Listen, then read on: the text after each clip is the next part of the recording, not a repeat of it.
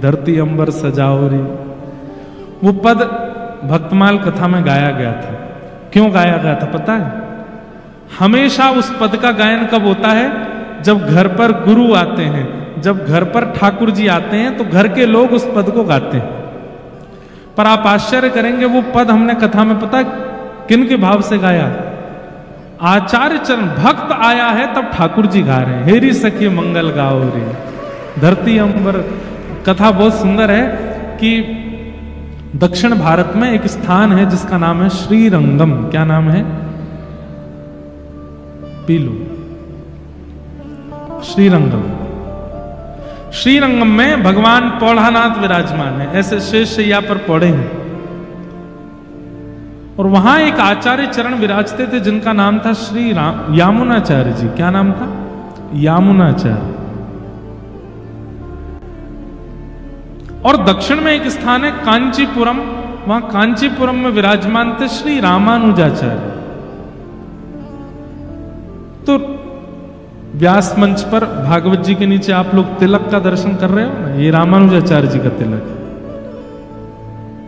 तो रामानुजाचार्य जी के मन में आया कि मैं यामुनाचार्य जी से दीक्षा ले लूं। और उसी समय यामुनाचार्य जी के मन में आया कि अब मैं वृद्ध हो गया हूं, मेरे बाद इस गद्दी पर बैठने का अधिकारी कांचीपुरम में विराजमान रामानुजाचार्य है, क्यों ना मैं उनको बुला करके गद्दी पर बैठा दूं।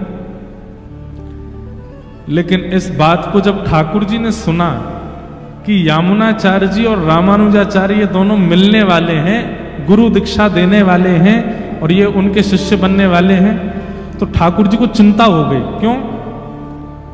बोले भैया अगर ये दोनों आचार्य मिल गए तो पूरी पृथ्वी का कल्याण करके उद्धार करके सबको वैकुंठ पहुंचा देंगे और फिर पृथ्वी पर कोई बचेगा नहीं जन्म लेने के लिए। ये पृथ्वी केवल समुद्र और पेड़ पौधों से ही घूमती रहेगी अकेली, इस पर मानव तो बचेंगे ही नहीं। और केवल मानव नहीं, ये जीवात्माओं का भी कल्याण कर देंगे, ये पशु पक्षियों का भी कल्याण कर देंगे, क्योंकि दोनों में भक्ति की ऐसी स्थिति है, ये जहां जाएंगे वहां कल्याण करते चले जाएंगे। और अगर ये दोनों मिल गए, पूरे विश्व का कल्याण हो गया, तो फिर धरती कैसे चलेगी? इसलिए ठाकुर जी ने विचार किया इन दोनों का मिलन होना नहीं चाहिए। सोचो, ठाकुर जी कह रहे हैं ये दो भक्त मिल ना जाएं, क्योंकि ये दोनों मिल गए तो पूरी पृथ्वी का वैकुंठ गमन करा देंगे, सबका कल्याण कर देंगे। तो यामुनाचार्य जी गए, ठाकुर जी पौढ़ानाथ रंगनाथ भगवान के पास जाकर के बोले भगवान आपने मुझे स्मरण किया। तब ठाकुर जी बोले यामुनाचार्य जी अब मुझे आपकी बहुत याद आ रही है, अब आप एक काम करो। बोले क्या? धराधाम छोड़ करके वैकुंठ आ जाओ मेरे पास। तो यामुनाचार्य जी बोले भगवान अभी मेरे को रोग लगा है, रोग ठीक हो जाए, बिल्कुल स्वस्थ हो जाए, फिर मैं वैकुंठ आ जाऊंगा। वो नहीं, अब मुझसे रहा नहीं जा रहा, अब तुम जल्दी आओ मेरे पास। क्योंकि ठाकुर जी चाह रहे हैं कि रामानुजाचार्य आए उससे पहले ये वैकुंठ आ जाए। तो यामुनाचार्य जी बोले मेरे कुछ काम रह गए, उसके लिए कुछ समय मिल जाएगा? ठाकुर जी बोले कितना समय चाहिए? तो यामुनाचार्य जी बोले केवल 8 दिन का समय दे दो। ठाकुर जी बोले 8 दिन में तो रामानुजाचार्य जी नहीं आ पाएंगे, 8 दिन मांग रहे दे देते। तो ठीक है 8 दिन में आप वैकुंठ आ जाना। यामुनाचार्य जी बोले ठीक है। ध्यान से सुनिएगा, बहुत सुंदर लीला। ठाकुर जी चतुर हैं पर भक्त चतुर शिरोमणि होते हैं।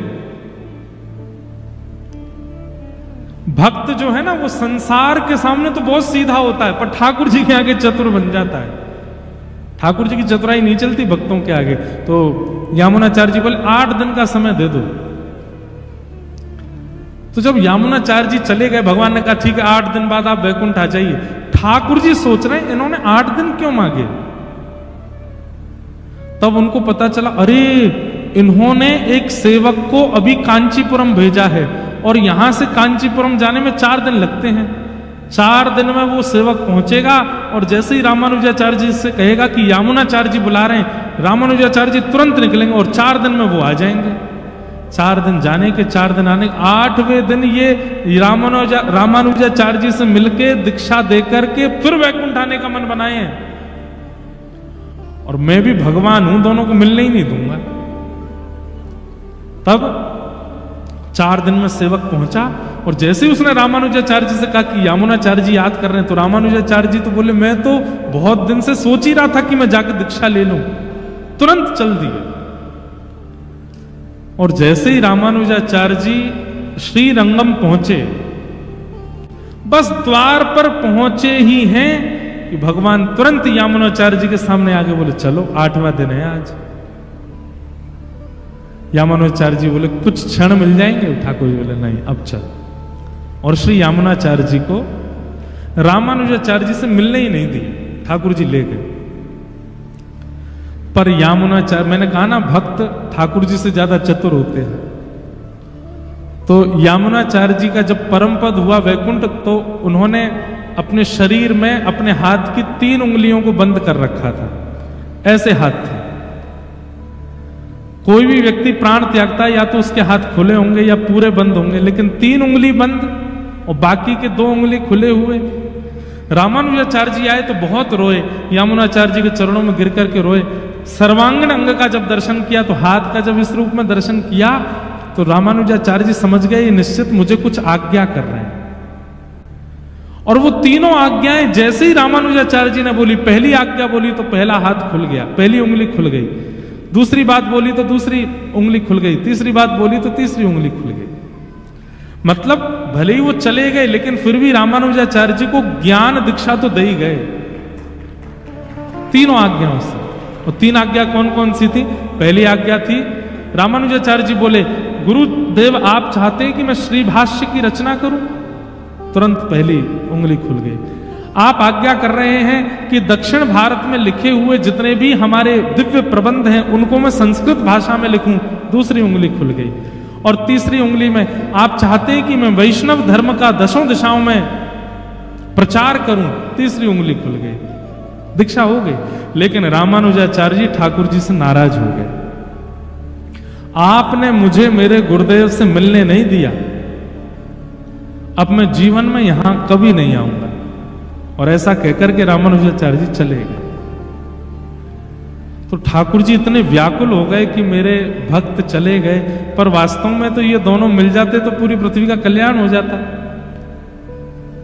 अब श्रीरंगम की गद्दी पर रामानुजाचार्य जी के अलावा बैठने योग्य कोई और था नहीं। तब सब लोगों ने ठाकुर जी से प्रार्थना की कि नाथ, यामुनाचार्य जी के बाद अब कोई आचार्य पदवी पर होना चाहिए। कौन? बोले एक ही है, कांचीपुरम में रामानुजाचार्य, लेकिन वो हमसे नाराज हैं, वो आएंगे नहीं। तो बोले कैसे आएंगे? बोले एक तरीका है, वो कांचीपुरम में जिस भगवान की आराधना करते हैं वो भी मेरा ही स्वरूप है, वरदराज भगवान। अगर वो प्रसन्न होकर के उनको भेज दें तो वो आ जाएंगे। सब लोगों ने पूछा वो प्रसन्न कैसे होंगे? बोले कोई अच्छा संगीत का ज्ञाता जाकर के अगर सुंदर सुंदर गायन करे तो ठाकुर जी प्रसन्न होकर के कहेंगे मैं बहुत प्रसन्न हूं, वरदान मांगो क्या चाहिए? तो वरदान में रामानुजाचार्य जी को मांग लाना। तो उन्होंने कहा, यामुनाचार्य जी के पुत्र थे, उनसे कहा तुम गाते बहुत अच्छा हो, तुम जाओ कांची, और कांची में शंख चक्र गदा पद्मधारी जो मेरा स्वरूप वरदराज का है उनके सामने गाना, और मैं गा करके वहां तुमसे कहूंगा वरदान मांगो, मैं तुमसे बहुत प्रसन्न हूं। तो तुम रामानुजाचार्य जी को मांग लेना। ठाकुर जी आज्ञा करेंगे तो रामानुजाचार्य जी को आना पड़ेगा। तब वो गए, वहां जाकर के गायन किया। वरदराज भगवान बोले वरदान मांगो, तो कहा कि महाराज या रामानुजाचार्य जी को हमें दे दो। तो वरदराज भगवान ने रामानुजाचार्य जी से कहा कि अब आप श्रीरंगम जाओ, हमारी आज्ञा है। रामानुजाचार्य जी बोले मैं तो वचन लेके आया हूं कि मैं कभी नहीं जाऊंगा, उन्होंने मुझको मेरे गुरुदेव से मिलने नहीं दिया, मैं कैसे जाऊं उनके पास? बोले हमारी आज्ञा है, तुमको जाना पड़ेगा। तब रामानुजाचार्य जी श्रीरंगम आए, और जब श्रीरंगम रामानुजाचार्य जी आ रहे थे तब ठाकुर जी गा रहे हैं, हेरी सखी मंगल गाओ रे, धरती अंबर सजाओ रे, उतरेगी आज मेरे पी की सवारी। और ऐसा वाणियों में सुनने में आया है, ठाकुर जी शंख चक्र गदा पद्म धारण करके सचल हो गए। हलवाइयों के पास जाते हैं, क्या बना रहे हो, ऐसे बनाओ। सजावट करने वालों के पास जाते हैं, यहां पर फूल लगाओ, यहां पर गुच्छा लगाओ। मेरे रामानुजाचार्य आ रहे हैं। सुंदर रंगोली बनाने वाली बहनों के पास जाते हैं, बोले ऐसी रंगोली काढ़ो, मेरे रामानुजाचार्य आ रहे हैं।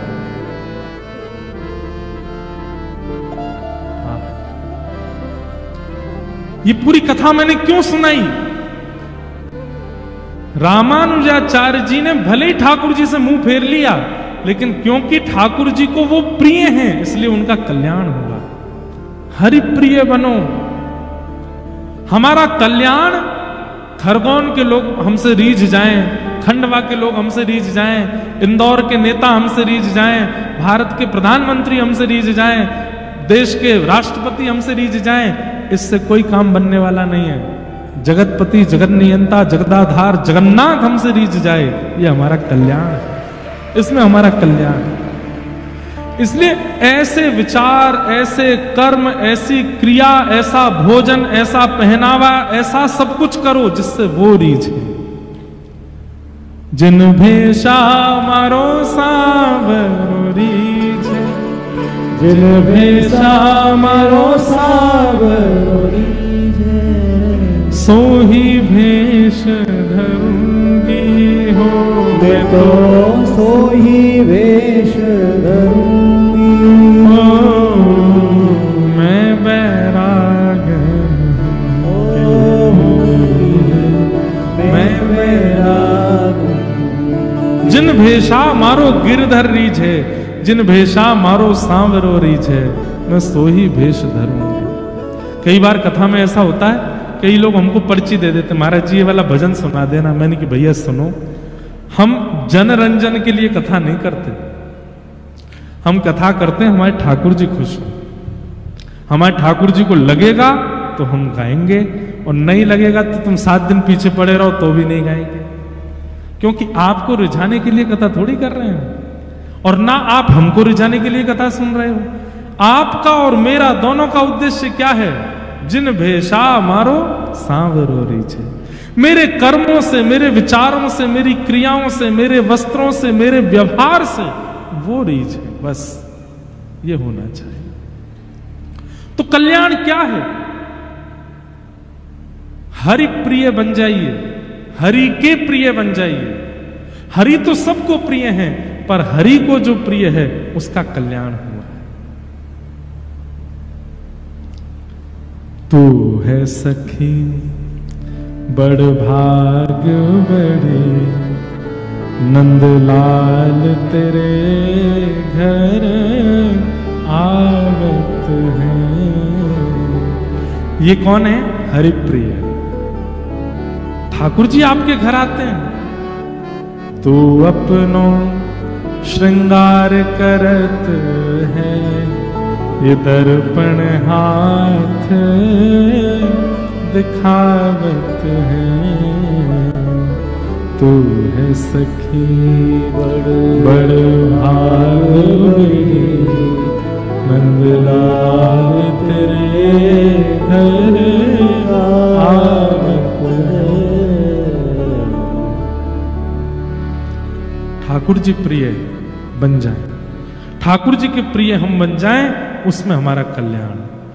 सौनकादि ऋषियों ने सूत जी महाराज से पूछा मानव कल्याण कैसे होगा? तब सूत जी ने भागवत जी का विषय बताया। बोले एकमात्र भागवत का आश्रय यदि व्यक्ति ले ले तो उसका कल्याण संभव है। तब सौनकादि ऋषियों ने पूछा ये भागवत जी सबसे पहले किसने किसको सुनाई? तब सनक सनंदन सनातन सनत कुमारों ने नारद जी को सुनाई। भक्ति महारानी के 2 पुत्र ज्ञान और वैराग्य जीर्ण शीर्ण हो गए थे, उनकी प्रबलता के लिए भागवत की कथा हुई, और कथा होते ही भक्ति के पुत्र ज्ञान और वैराग्य दोनों युवा हो गए। बंधुओं, भक्ति तो हम सबके चित्त में है, पर ज्ञान और वैराग्य नहीं है। उनकी जागरण के लिए, उनकी जागरूकता के लिए कथा सुननी जाती। ज्ञान जागरूक हो, वैराग्य जागरूक हो। बंधुओं, वैराग्य का मतलब घर छोड़ना नहीं होता, जीव पर कंट्रोल करना, यह भी वैराग्य है। बहुत सुंदर लोग बैठे हैं आसपास, लेकिन आंखों पर कंट्रोल करना यह भी वैराग्य होता है। स्पर्श करने को अति सुंदर वस्तु प्राप्त हो जाए, पर अपनी त्वचा पर कंट्रोल करना यह वैराग्य होता है। बहु सामग्री सामने आ जाए, लेकिन उनको खाने की इच्छा ना होना, यह वैराग्य होता है। वस्तु सामने प्रस्तुत हो तब भी उस पर मन ना मचलना, यह वैराग्य का स्वरूप है। हम आप सब लोग तो कैसे हैं पता है? वस्तु सामने नहीं है, उसके पीछे भागते हो रहे हैं कि वो हमें मिले, कैसे भी हम उसका आस्वादन करें। वैराग्य का मतलब वस्तु के सन्मुख होने पर भी इंद्रियां विचलित ना होना, ये वैराग्य है। और ज्ञान का मतलब कैसी भी परिस्थिति जीवन में आ जाए, विचलित ना होकर के सही निर्णय लेना, ये ज्ञानी व्यक्ति का लक्षण है। अभी घर में कोई घटना घट गई, घटना घटते ही आप विचलित हो गए, अरे राम अब क्या होगा, अरे राम अब क्या होगा, अब तो कैसे होगा, कैसे चलेगा। ये विचलित होना, विचलनता एक प्रकार से इस बात का द्योतक है कि आप ज्ञानी नहीं हो। ज्ञानी व्यक्ति कैसा है? कुछ भी घटना घट जाए वो थोड़ा शांत होगा, धैर्यवंत होगा, ज्यादा हाथ पैर नहीं चलाएगा। मैं एक बात कहा करता हूं, पानी में अगर कभी डूबने लगो तो दो काम कीजिएगा। एक तो मुंह बंद रखिएगा, एक हाथ पैर मत चलाइएगा। आप करके देख लेगा ना नर्मदा जी, ज्यादा ही मत कर लेना। हाँ, पता चली सीधे भरूच में ही मिले हो। लेकिन गहरी नदी में अगर कभी गिर गए, बचने का एक ही तरीका है, एक तो मुंह बंद कर लो और एक हाथ पैरों को ढीला छोड़ दो। हाथ पैर आपने चलाए और मुंह खोला तो मृत्यु निश्चित है। ठीक वैसे ही संसार रूपी सागर में जब डूबने लगो, एक तो हाथ पैर मत चलाओ, एक मुंह मत चलाओ। ये दो चीजें आपने वश में कर ली, कभी नहीं डूबोगे। व्यक्ति डूबता कब है? कोई परिस्थिति सामने आ गई, कोई विपरीत परिस्थिति सामने आई और आपने हाथ भी चलाने शुरू किए, पैर इधर भाग उधर भाग, ये कर वो कर, मुंह भी चला रहे हैं, हाथ भी चला रहे, पैर, निश्चित है वो परिस्थिति डुबा देगी आपको। लेकिन परिस्थिति सामने आई, आपने पहला काम किया, थोड़े मौन हो गए, हाथों को अपने वश में कर लिया, मुख को वश में कर लिया, पैरों को ज्यादा चला नहीं रहे, थोड़े धैर्यवंत होकर शांत हो गए। उस परिस्थिति से कैसे निकलना है वो मार्ग आपको पता चल जाएगा। ये ज्ञानी व्यक्ति का लक्षण है। ज्ञानी व्यक्ति का मतलब बहुत पढ़ा लिखा होना नहीं होता। किताबी कीड़े मैंने बहुत देखे अपने जीवन में, किताबों से बाहर ही नहीं निकलते। एक बालक, उसके पिताजी ने कहा खूब पढ़ लिख के विद्वान बन के आएगा तो ही मैं घर में एंट्री दूंगा, और तू जब पढ़ लिख करके आएगा तो मैं तुझसे एक प्रश्न करूंगा, उसका उत्तर तूने दिया तो ही घर में आने दूंगा। बालक गया, उसने सोचा कि किताबी पढ़ाई करना ही पढ़ा लिखा होना होता है। खूब पढ़ाई की, खूब पढ़ाई की, इतनी पढ़ाई की महाराज संस्कृत का संभाषण करने लगा। अब तो बिना संस्कृत के बोलता ही नहीं है, उठता बैठता चलता फिरता सब कुछ संस्कृत ही बोलता है। जैसे ही अपने घर आया, त्रिपुंड लगा रखा था, चौड़ी चोटी रखी थी, हाथ में ग्रंथों को लेकर के बिल्कुल ब्रह्मचारी बन करके, और अपने दिव्य नेत्रों से जब पिता को देखने लगा, पिता बोले बेटा अध्ययन हो गया? हाँ। प्रश्न पूछ लूं? कहीं से भी पूछ लीजिए पिताजी, चारों वेद कंठस्थ कर लिए, उत्तर मीमांसा पूर्व मीमांसा कंठस्थ याद हो गई है, जितने आप उपनिषद कहोगे सबसे कोई सूक्त पूछ लीजिए, सब बता दूंगा। पिताजी बोले अच्छा ये बताओ पाप के बाप का नाम क्या है? बेटा बोले क्या? बोले पाप के पिताजी का नाम क्या है? पाप को जन्म देने वाले पिता कौन है? बेटा बोला गुरुजी ने ये तो नहीं पढ़ाया था मुझे, गुरुजी ने मुझे सब कुछ पढ़ाया, ये तो नहीं बताया। पिताजी बोले बेटा ये गुरुजी नहीं पढ़ाएंगे, अभी अभी शिक्षक दिवस निकल के गया, टीचर्स डे। बताओ संसार में सबसे बड़ा शिक्षक कौन है? आपका स्वयं का जीवन। वो जितना आपको सिखाता है उतना कोई नहीं सिखाता। इसलिए शिक्षक दिवस पर अपने आप को ही प्रणाम कर लिया कीजिए। भैया सबसे पहले मैं तुझको ही प्रणाम करता हूं, तैने बहुत सिखाया मुझको, बहुत सिखाया। कैसे सिखाया? पहले मैं गिरा था तो नाक में लग गई थी, फिर तुमने बताया कि हाथ से अगर रोक लोगे तो बच जाओगे, तुमने सिखाया। पहले मैं चलता था तो कांटे पर पैर रखने पर चिल्लाता था, तब तुमने बताया कि भाई नुकीली वस्तुओं पर पैर नहीं रखा जाता। पहले मैं मीठे बोलने वाले हर व्यक्ति को मित्र बना लेता था, लेकिन तुमने बाद में मुझे सिखा दिया कि हर मीठा बोलने वाला व्यक्ति अच्छा नहीं होता। कई बार अति भक्ति चोरे लक्षण, कई बार बहुत मीठा शुगर कर देता है। व्यक्ति को गंभीर बीमारियों से प्राण नहीं त्यागने पड़ते, शुगर से जरूर प्राण चले जाते हैं उसके। और ले लो मीठा। भैया जीवन में कभी कभी नीम गिलोय भी होनी चाहिए। ऐसे ही गुलाब जामुन रसगुल्ला जैसे लोगों को ही मित्र मत बनाओ, कभी कभी नीम गिलोय को भी संग रखा करो। कभी कभी ये कड़वाहट प्रकट करने वाले करेला आदियों को भी जीवन में स्थान दो, ब्लड साफ करता है करेला। ऐसे ही साथ में जो लोग रहते हैं ना, सब मीठे ही मीठे मीठे मीठे मीठे मीठे लोग रख लोगे ना, बहुत बड़ी दिक्कत हो जाएगी। इसलिए जो थोड़े कर्कश हैं, थोड़े से कठिन हैं, थोड़े से सत्यवादी हैं, थोड़े से नियम से रहने वाले, ऐसे लोगों को भी जीवन में रखिए, उसी से कल्याण होगा।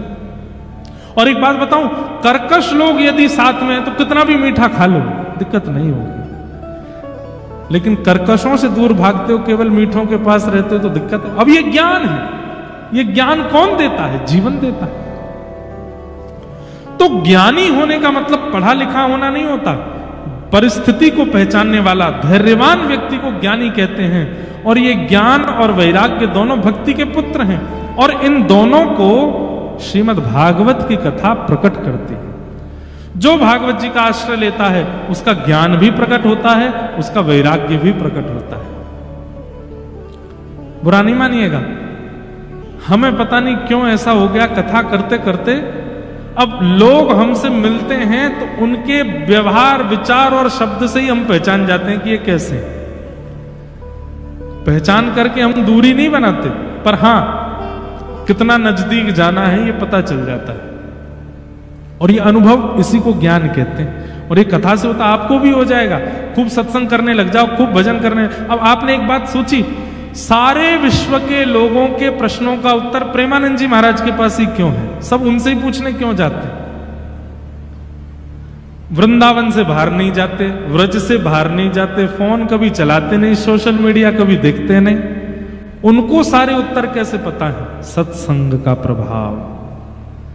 कई बार आपने वो पढ़ा नहीं होता है, ऐसी वस्तु का भी उत्तर आपके जहन में आ जाता है। ये सत्संग की कृपा होती है। आप हमसे कुछ भी पूछ लो, संभवतः हाँ दुनिया भर के वैसे ऊटपटांग प्रश्न पूछोगे तो उसका उत्तर नहीं है, पर हाँ भक्ति संबंधी, जीवन संबंधी प्रश्न कर लोगे। आपकी उम्र है 50 वर्ष, हमारी उम्र है 28 वर्ष, हम फिर भी आपको उत्तर दे देंगे। कहां से? ये भागवत जी की कृपा है। ये ज्ञान वैराग्य को पुष्ट करती है, ये ज्ञान वैराग्य को प्रकट करती है। और ज्ञान वैराग्य कौन है? भक्ति के पुत्र हैं। अभी आप सब लोग भक्ति के साथ हो, लेकिन उसके पुत्र नहीं है, इसलिए भक्ति प्रसन्न नहीं है। भागवत जी के आश्रय से ज्ञान और वैराग्य दोनों को पुष्ट कीजिए। भक्ति सुतौ तौ तरणौ गृहीत्वा प्रेमैक रूपा सहसा विरासीत्। श्री कृष्ण गोविंद हरे मुरारे नाथेति नामानि मुहुर्वदन्ति। कथा में आते भक्ति ज्ञान वैराग्य तीनों युवा हो गए। तत्पश्चात एक आत्मदेव नाम के ब्राह्मण हैं, उनके धुंधुकारी नाम का एक दुष्ट पुत्र है, जो कि उनका पुत्र नहीं है, उनकी पत्नी किसी सहेली के पुत्र को लेकर के आई है। लेकिन उनकी गाय ने भी एक संत प्रसादी पाकर के एक गोकर्ण जैसे पुत्र को जन्म दिया। दोनों पुत्र बड़े हुए, धुंधुकारी दुष्ट हुआ, गोकर्ण पंडित ज्ञानी हुए। दुष्टता के कारण और अपने व्यवहार विचारों के कारण धुंधुकारी मृत्यु के बाद प्रेत बना। एक बात सुनिएगा, जो बालक अपने माता पिता का बैर करता है, उसको मृत्यु के बाद प्रेत बनना पड़ता है। जो व्यक्ति एक पत्नी वृत्ति होते हुए भी, एक पत्नी होते हुए भी अन्य अन्य स्त्रियों के प्रति दुर्भाव रखता है, उसको मृत्यु के बाद प्रेत बनना पड़ता है। ऐसे ही पत्नियों के लिए भी है, विवाह के उपरांत अन्य पुरुषों के प्रति दुर्भाव, प्रेत बनना पड़ेगा। वैश्यागमन करना, व्यभिचार करना, मद्यपान करना और जुआ खेलना, धन को असद स्थानों पर लगाना, अपने ऐशो आरामों के लिए ही केवल धन को खर्च करना, ऐसे लोगों को कुछ दिनों के लिए प्रेत बनना पड़ता है। इसलिए ये व्यभिचारी क्रम जो हैं, इनसे अपने आप को हटा लीजिए। सबसे पहला, माता पिता के प्रति दुर्भाव मत रखो। भले ही माता पिता आपके उस विचारधारा के नहीं है, फिर भी उनके चरण पकड़ो, फिर भी उनको प्रणाम करो। आपकी नहीं सुनते, आप पर चिल्लाते हैं, आपको डांटते हैं, फिर भी प्रहलाद जी से सीखो, नित्य हिरण्यकश्यप को प्रणाम करते हैं। माता पिता के प्रति दुर्भाव नहीं। विवाह के उपरांत पति और पत्नी, एक पत्नी वृत्ति एक पति वृत्ति रहो। धन का असद व्यय मत करो। केवल आपको जितना आवश्यक है, घर बनाना है, गाड़ी खरीदनी है, पत्नी के लिए, बच्चों के लिए, सब कुछ करो। पर सब कुछ होने के बाद भी कई लोग उसकी बहुत अति करते हैं। अति कैसे करते हैं? मद्यपान करके, वैश्यागमन करके, उल्टे सीधे काम करके, जीव हिंसा करके, मांस मदिरा पा करके। ये अति है। आपका पेट रोटी दाल चावल से भी भर रहा है, पर जीव को क्यों मार के खा रहे हो?